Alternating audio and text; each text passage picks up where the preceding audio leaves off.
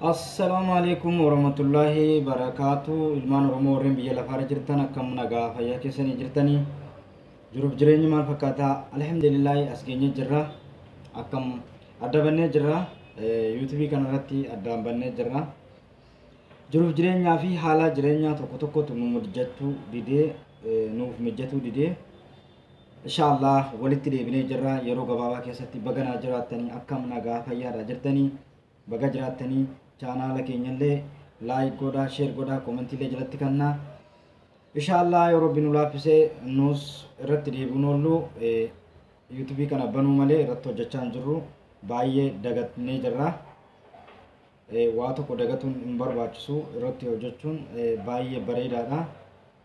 Kanumaafuu YouTube keenyallee bakka silaa tuqan sanis tuqaadha. Share illee godhaa, comment illee jalatti nu kannaa. Yaanni keessanis nu jabeessa, wal jajjabeessina, wal cinaa dhaabbannaa hamma dhumaatti jechuudha. Yaanni keessanis baay'ee bareedaadha. Nu jajjabeessaa, comment illee nu kannaadha. Wanti kun silaa sirratti waan akkasii sirreessaa akka nu jettan abdii qabnaa, wal cinaa dhaabbannaa hamma dhumaatti wajjin jirra. Inshallah yoo Rabbi nu laaffise hanga Rabbi nu laaffisetti ummatti hojjannaa. Miidiyaa jechuun miidiyaan kun masaanuudha. Miidiyaa jechuun masaanuu beektanii? Masaanuu lama waliin jaallattu. Namni keenyaaf miidiyaa amma waliif masaanuudha. Miidiyaan nama akkam jaallata beektaa? Miidiyaan nama sa'aatii 24 irratti nama arrabsu, irratti waan hin taane hojjetu, waan safuu cabsu hojjetu, view guddaa qabu warra akkasiiti jechuudha. Kan security'n isaalleen wanni hundinuu kan eegamee view illee jarrillee warra akkasii yeroo yerootti congressionii ergaaf jechuudha. Garuu waan irratti hojjennu nuti waan nama arrabsu doon taane wama tokko tokko irratti hojjennaa. Waan Rabbi nu laaffiseeni hamma Rabbi nu laaffisetti wama gaarii irratti hojjennaa. Jajjabaadhaa, waan gaarii irratti hojjedhaadhaa. Viidiyoo tek irraa buustanii maxxansuurraa of eeggadhaadhaa. Baay'ee uggura jabeessee jira. Inshallah wal jajjabeessina, wal cinaa dhaabbannaa hamma dhumaatti. Yaada yoo qabaattanis nu barreessaa, nuuf bilbilaadhaa. Wal jajjabeessina, wal cinaa dhaabbannaa hamma dhumaatti. Yaanni keessanis gaariidha waan ta'eef like illee godhaa, share illee godhaa. Namoonni maatii nuun taanes maatii nuuf ta'a. Wal cinaa dhaabbannaa hamma dhumaatti wajjin jirra. Wal jajjabeessina. Ani Tamaam Show Boroodha. Inshallah yeroo gabaabaa keessatti yoo Rabbi nu laaffise walitti deebinee nus YouTube kana haala gaariin hojjechuudhaaf yaada qabna gatii ta'ee fi wal jajjabeessina, wal cinaa dhaabbannaa.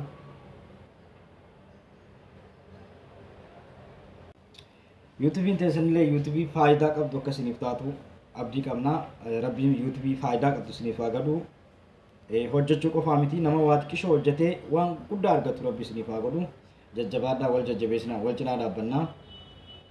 Like illee waliif godhaa, share illee waliif godhaa, comment illee waliif kannaadhaa.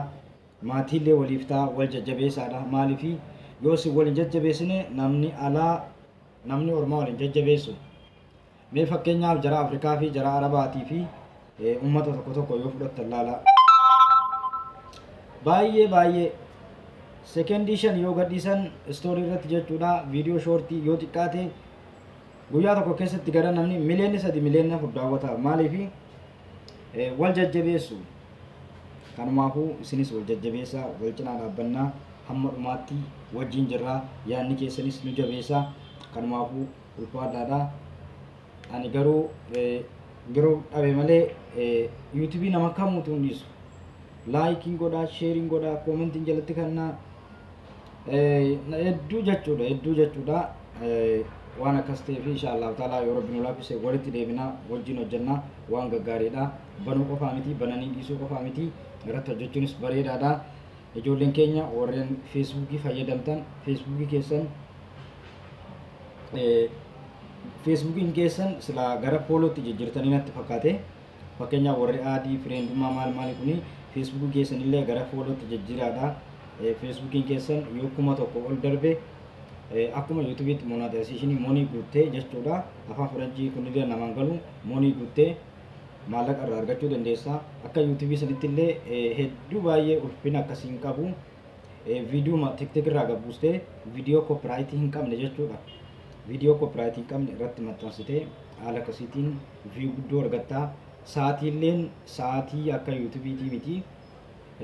Akkaatuma namni reej godhee namoonni garaagaraa daawwatuuni sa'aatii baay'ee sin rakkisu warreen fooloon teessan 1,000 ol dabarraan waa hunda guutuu dandeessanii maallaqallee irraa argachuu dandeessanii kanumaafuu jajjabaadhaa wal jajjabeessinaa hamma dhumaatti wajjin jirra antamam shawuu oruudha jajjabaadhaa galatoomaa gadaa bilisummaa ta'u dhiifamaniif godhaadha jajjabaadhaa du'aa illee nuuf godhaa du'aa teessanillee nuun dagatina wal cinaa dhaabbannaa hamma dhumaatti yoo rabbi nu laaffise yuutuubii kanarratti hojjannee yaanna inshaallah kan rabbi jee malee sin ta'u galatoomaa ulfaadhaadha jajjabaadhaa wal jajjabeessinaa inshaallah nagaan naaf oolaadha jabaadhaa. Feesbuukiin akkam Feesbuukiin kun gurra ammeessee jira warri dandeettii verifaayiif godhuu barbaadan verifaayiif godhadha. Feesbuukiin baay'ee gurra jabeessee jira gurra kana jalaa ba'u verifaayiif godhadhaadha akkas isin jenna ergaa akkasitti jajjabaadhaa galatooma.